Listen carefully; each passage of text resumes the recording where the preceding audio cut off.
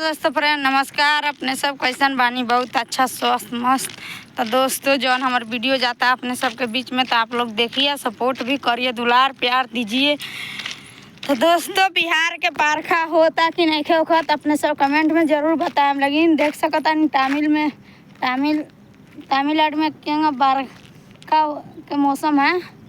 देख सकता नहीं अपने सब कैसा मौसम बा, बारिश के एक बुनियो हो जाता।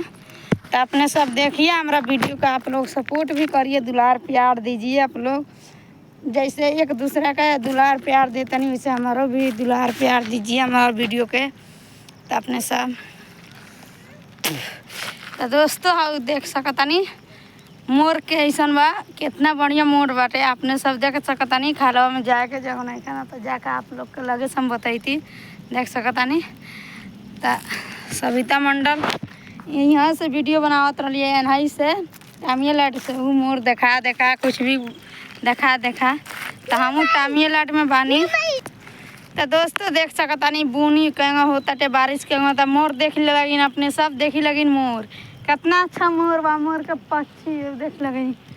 ठीक बा तो चलिए दोस्तों हमारा वीडियो का आप लोग देखते रहिए और दुलार प्यार देते रहिए। दुलार प्यार तो आप लोग देते कहाँ है, मैंने थोड़ा सा दीजिए आप लोग दुलार प्यार। हमारा सब्सक्राइब बढ़ाइए आप लोग। हमारा चैनल का नाम बा उर्मिला पांडे। आप लोग पर जाइए, सर्च मारिए, देखिए प्यारा प्यारा वीडियो आप लोग के बीच में आज गए बा। बहुत अच्छा वीडियो तो अपने सब देखिए, सपोर्ट भी करिए हमारे। ठीक है तो चलिए दोस्तों बारिश आगल जाता नहीं घरे ना तो रूम पर जाता नहीं ना तो देख सकता नहीं बारिश के मौसम कैसन बा।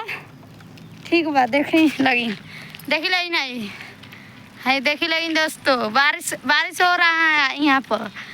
बिहार में बारिश होता कि ना अपने सब कमेंट करके जरूर बताएं। चलिए दोस्तों मिलता नहीं नेक्स्ट वीडियो में। बहुत लंबा वीडियो हो गया।